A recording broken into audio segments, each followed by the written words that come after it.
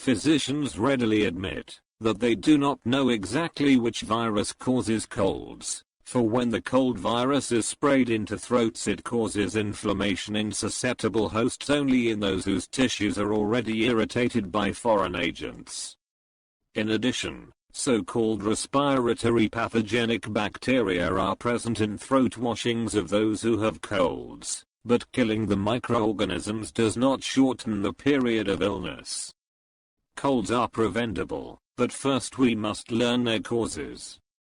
As long as it is assumed that germs and viruses cause colds, and that we catch them, and as long as our efforts are directed against these microscopic entities, the cold will prevail.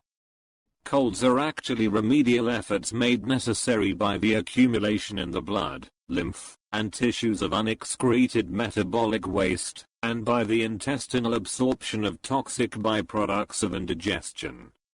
The ultimate causes of the cold are habits of living which reduce digestive efficiency, check elimination and cause enervation, permitting the internal environment to become polluted, a state of physiological smog, if you will. Unless a germ will cause a disease every time it infects the body, it is not a cause. A cause must be consistent and specific in its influence. Germs are omnipresent and fail to have a specific influence all the time. Both laboratory evidence and empirical observation substantiate that disease is the body's reaction to intoxication, and not to germs. Bacteria do not invade nor control the body, for they are always within the physical domain. The body controls its bacterial population. Normal healthy organisms are actually deadly to germs and parasites, and have innate built-in resources to handle them. Bacteria are helpless against living cells, especially white blood cells and others that compose our natural lines of defense.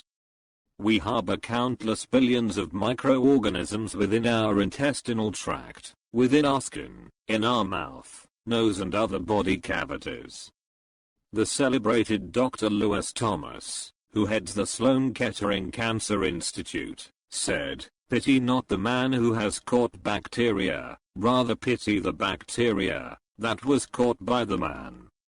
Humans furnish a very rough environment for bacteria, keeping them tightly restricted and controlled.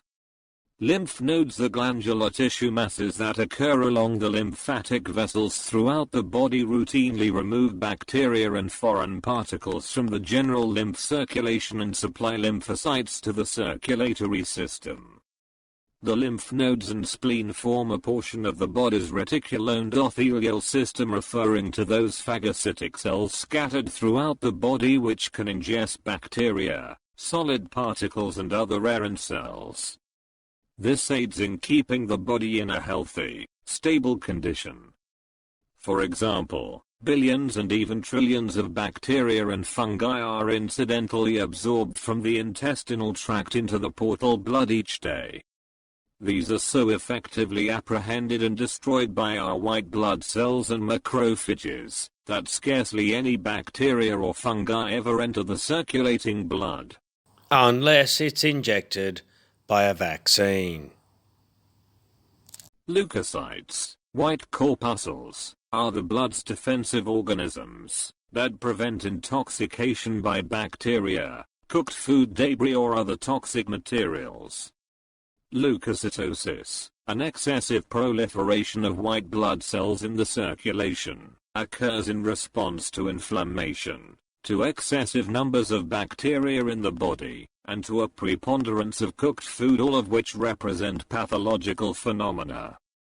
The body must exist in a toxic state before it will institute the disease process. Neither bacteria nor anything else can start and sustain a healing crisis. Microorganisms are incapable of unified action and cannot exist where there is no food, soil, for them to survive. Living healthy cells are not soil for bacteria, but decomposing substances are.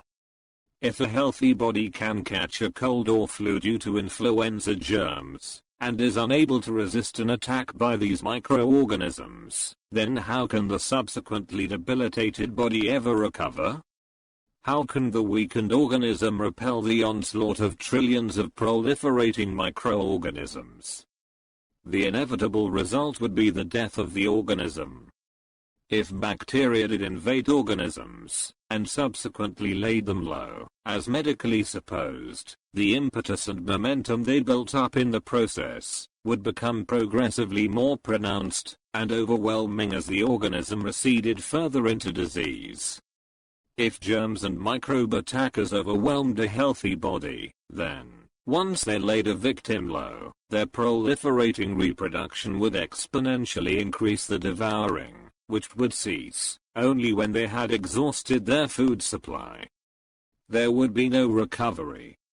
If bacteria and viruses cause disease and debilitate the body, how does the weakened individual recover?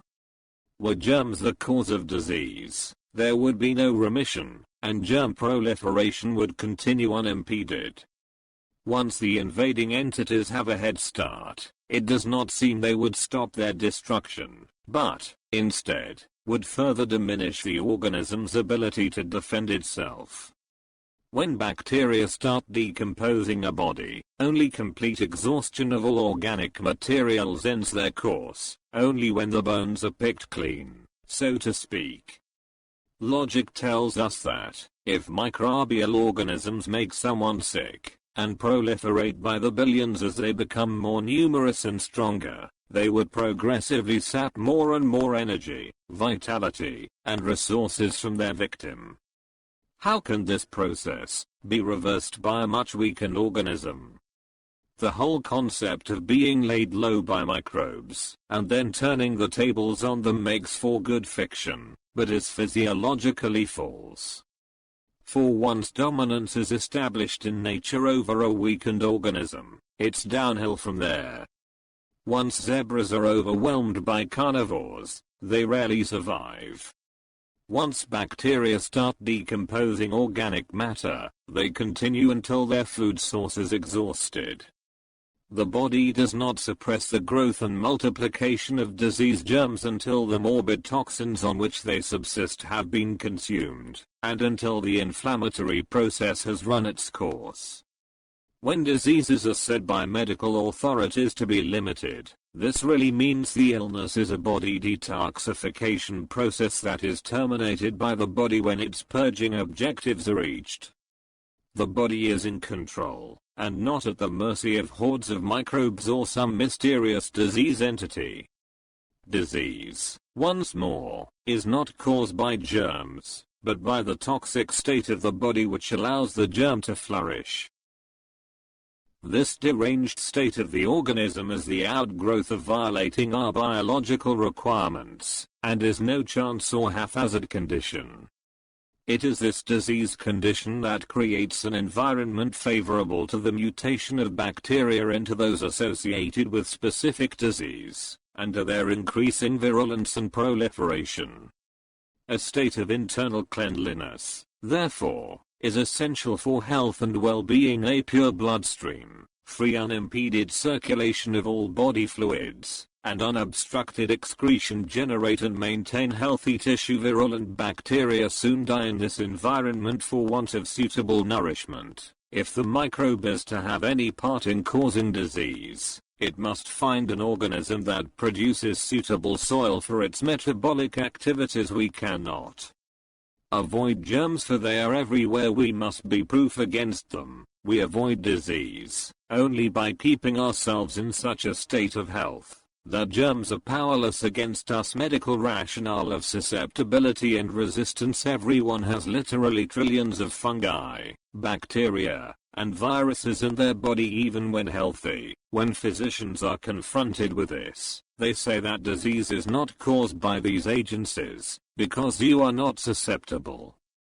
or because your resistance is high. This is a cop-out, saying that these agents do not cause disease, but those factors which dispose us to susceptibility do, since the word susceptible means that the criterion which establishes susceptibility is the actual cause of disease, and not the microorganism or the agency blamed. This cop-out confirms that the supposed contagious agents, bacteria, Viruses and fungi do not cause disease. The actual cause is whatever causes susceptibility or low resistance. If we maintain our body in a clean, healthy state, then germs are irrelevant, for susceptibility does not exist.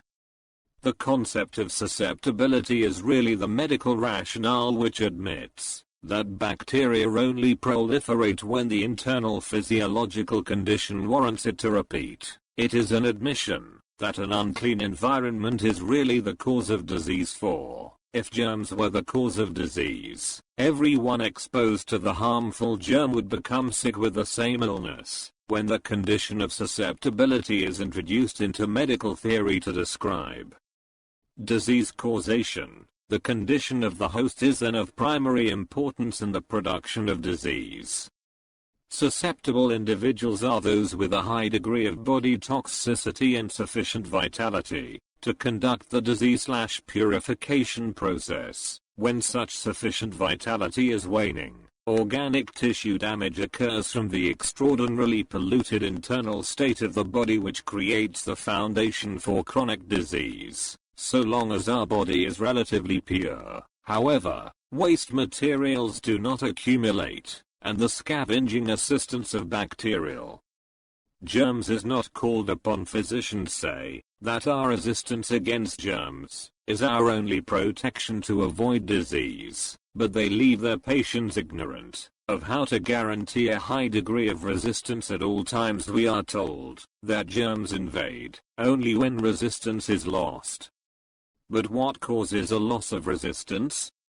Obviously, loss of health means diminished resistance. So, if health is the best protection against disease, why not promote health by educating the populace in the requisites of health according to their biological mandate? Why not create a true health care system instead of the prevailing disease care system that currently exists? We must promote health by living life according to those factors upon which health is generated.